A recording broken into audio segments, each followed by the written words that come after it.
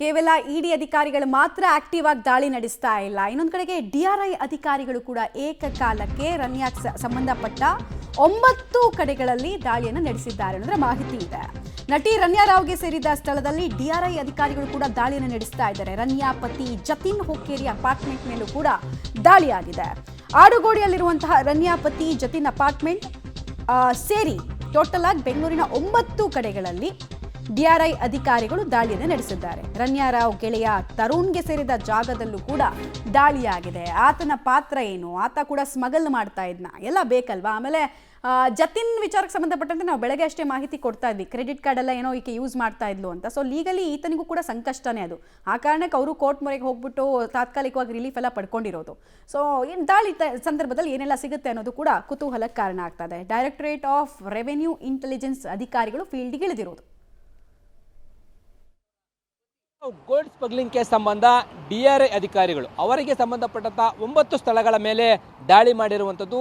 ಆಡ್ಗೋಡಿ police ಠಾಣಾ ವ್ಯಾಪ್ತಿಯಲ್ಲಿ ಬರುವಂತಹ ರನ್ಯಾ ರಾವ್ ಅವರ ಪತಿ ಅವರ ನಿವಾಸದ ಮೇಲೆ ಈಗ ಡಿಆರ್ಐ ಅಧಿಕಾರಿಗಳು ದಾಳಿ ಮಾಡಿದ್ದಾರೆ. ಇಲ್ಲಿ ಕಾಣಿಸ್ತಾ ಇರುವಂಥ ಅಪಾರ್ಟ್ಮೆಂಟು, ಈ ಅಪಾರ್ಟ್ಮೆಂಟ್ನಲ್ಲಿ ಈಗ ಡಿಆರ್ಐ ಅಧಿಕಾರಿಗಳು ದಾಳಿ ಮಾಡಿ ಪರಿಶೀಲನೆ ಮಾಡ್ತಾ ಇದ್ದಾರೆ. ಪ್ರೆಸ್ಟೀಜ್ ಆಕ್ರಾ ಪೊಲೀಸ್ ಎನ್ನುವಂಥ ಈ ಅಪಾರ್ಟ್ಮೆಂಟ್ ಒಳಗಡೆಗೆ ಈಗಾಗಲೇ ಡಿಆರ್ಐ ಅಧಿಕಾರಿಗಳು ಭೇಟಿಯನ್ನು ಕೊಟ್ಟು ಅವರಿಗೆ ಸಂಬಂಧಿಸಿದಂಥ ಒಂದಷ್ಟು ದಾಖಲೆಗಳನ್ನು ಪರಿಶೀಲನೆ ಮಾಡ್ತಾ ಇದ್ದಾರೆ. ಪ್ರಮುಖವಾಗಿ ಅವರ ಅಕೌಂಟ್ಸನ್ನು ಚೆಕ್ ಮಾಡುವಂಥದ್ದು, ಜೊತೆಗೆ ರನ್ಯಾ ರಾವ್ ಅವರ ಪತಿ ಕೂಡ ಏನಾದರೂ ಭಾಗಿಯಾಗಿದ್ದಾರೆ ಅನ್ನುವಂಥದ್ದು ಕೂಡ ಪ್ರಶ್ನೆ ಆಗಿರುವಂಥದ್ದು. ಯಾಕೆಂದರೆ ಅವರ ಪತಿಯನ್ನು ಕೂಡ ಈಗ ವಿಚಾರಣೆಗೆ ಒಳಪಡಿಸಿದ್ದಾರೆ ಈಗಾಗಲೇ ಡಿಆರ್ಐ ಅಧಿಕಾರಿಗಳು.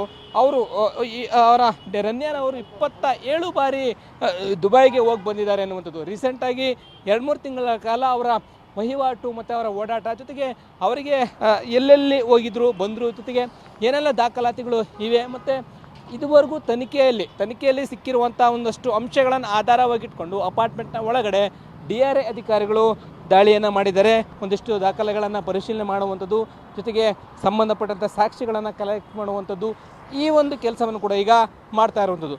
ಅವರ ಪತಿಯಾದಂತಹ ಜತಿನ್ ಹುಕ್ಕೇರಿ ಅವರ ನಿವಾಸ ಇಲ್ಲಿರುವಂಥದ್ದು. ಇಲ್ಲಿಗೂ ಕೂಡ ರನ್ಯಾ ರಾವ್ ಅವರು ಬರ್ತಿರ್ತಾರೆ, ಇಲ್ಲೇ ಇರುವಂಥದ್ದು. ಹೀಗಾಗಿ ಇಲ್ಲಿ ಡಿಆರ್ಐ ಅಧಿಕಾರಿಗಳು ಇನ್ನೂ ಕೂಡ ತನಿಖೆಯನ್ನು ಮುಂದುವರಿಸಿದ್ದಾರೆ. ಒಂದಷ್ಟು ದಾಖಲೆಗಳನ್ನು ಸಂಗ್ರಹ ಮಾಡಿಕೊಂಡು ಆ ದಾಖಲೆಗಳನ್ನು ಇಟ್ಕೊಂಡು ತನಿಖೆ ಇನ್ನಷ್ಟು ಚುರುಕುಗೊಳ್ಳುವ ಸಾಧ್ಯತೆ ಹೆಚ್ಚಾಗಿ ಗೋಚರ ಆಗ್ತಿದೆ. ಕ್ಯಾಮ್ರಾ ಪರ್ಸನ್ ಯಶವಂತ್ ಜೊತೆ ಲೋಕೇಶ್ ಕೊಡದಲ್ಲ, ಪಬ್ಲಿಕ್ ಟಿವಿ, ಬೆಂಗಳೂರು.